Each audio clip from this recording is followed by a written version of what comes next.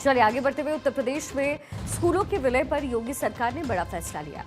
अब 1 किलोमीटर से अधिक दूरी वाले तथा 50 की संख्या से अधिक बच्चों वाले स्कूलों का विलय नहीं होगा।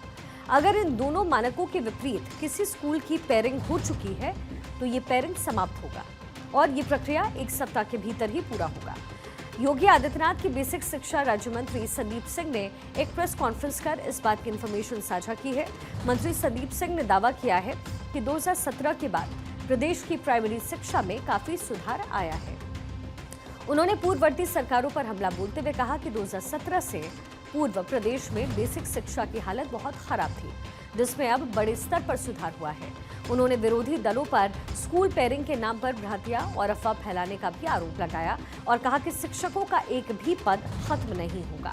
शिक्षकों के सभी स्वीकृत पद किसी कीमत पर खत्म नहीं होंगे। हम हर बच्चे को क्वालिटी एजुकेशन देना चाहते हैं। प्रदेश का एक भी स्कूल बंद नहीं होंगे। भविष्य में छात्र अधिक होने पर इन स्कूलों का उपयोग होगा। खाली स्कूलों में प्री प्राइमरी एजुकेशन के लिए बाल वाटिका का संचालन भी होगा। सबसे पहले हमारी प्राथमिकता थी कि सबसे कम छात्र वाले जो विद्यालय हैं और उसके पास में अधिकतम दूरी को तय किया गया है 1 किलोमीटर। 1 किलोमीटर से अधिक की दूरी का कोई भी विद्यालय आपस में मर्ज नहीं किया जाएगा। इसको निर्णय लेकर के और सभी जनपदों में इसकी जानकारी निर्देशित कर दिया गया है। हम सब लोग लगातार इसको सुनिश्चित कर रहे हैं कि कम छात्रों वाले विद्यालयों को, कम संसाधन वाले विद्यालयों को ही मर्ज करके हम उन विद्यालयों में मर्ज करें जहां पे अधिक संसाधन उपलब्ध हैं उस विद्यालय में, ताकि बच्चों के पठन पाठन के लिए वहां पे बेहतर सुविधाएं उपलब्ध हो सकें, बेहतर संसाधन उपलब्ध हो सकें। डिजिटल संसाधन जिन विद्यालयों में अच्छे उपलब्ध हैं उन सभी विद्यालयों में हम सब लोगों ने मर्जर करके विद्यालयों को मर्ज करने का प्रयास किया है। राज्य मंत्री संदीप सिंह ने कहा कि टिप्पणियों और विरोधों को ध्यानपूर्वक देखने के बाद स्पष्ट निर्देश ये है कि 1 किलोमीटर दूरी वाले स्कूलों को विलय नहीं किया जाएगा। जहां छात्रों की संख्या 50 से अधिक है उन स्कूलों का विलय स्थगित रहेगा। उन्होंने ये भी बताया कि पिछले 8 सालों में परिषदीय स्कूलों की स्थिति में सुधार हुआ। 96% स्कूलों में अब पानी, शौचालय और कई मूलभूत सुविधाएं उपलब्ध हैं। सरकार ये सुनिश्चित करना चाहती है कि हर बच्चे को शिक्षा का अधिकार मिले और उसे बेहतर हालत में शिक्षा प्रदान की जा सके। जो भवन अभी हम लोगों ने पेयर करने के बाद में जो भवन खाली हुए हैं, इन भवन को हम सब लोग किस तरह से इस्तेमाल करेंगे इसके बारे में भी मैं आपको जानकारी देना चाहता हूं।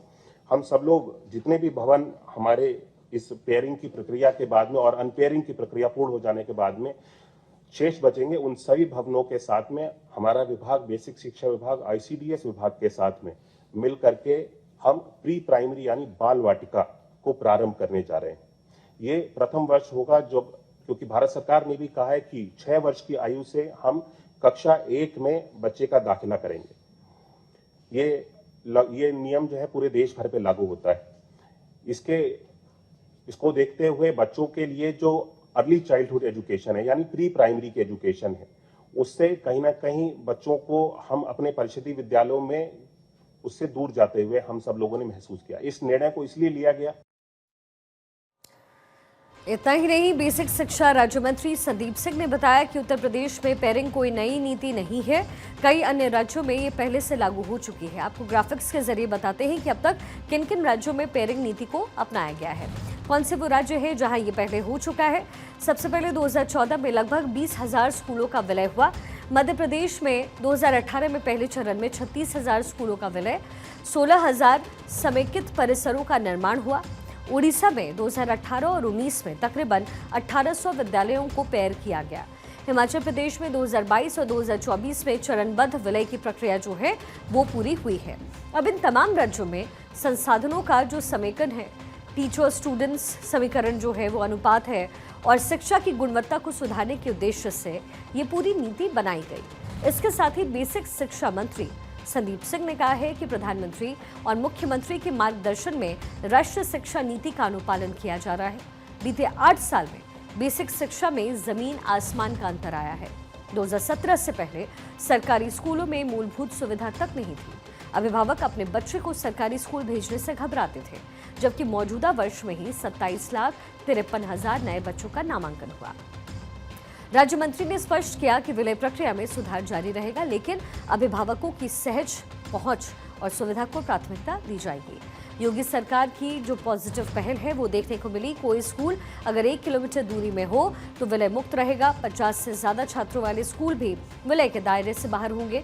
विकासशील जिलों में नए सुविधाजनक स्कूल बनाए जाएंगे और इस नीति सुधार से छोटे जो सीमांत समुदाय हैं उनको राहत मिल पाएगी।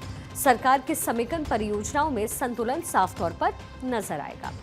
ऐतिहासिक डेटा के आधार पर उत्तर प्रदेश में लगभग 10,000 से अधिक स्कूल विलय रखते थे, जिनमें से कुछ में नामांकन मात्र दर्ज किए गए।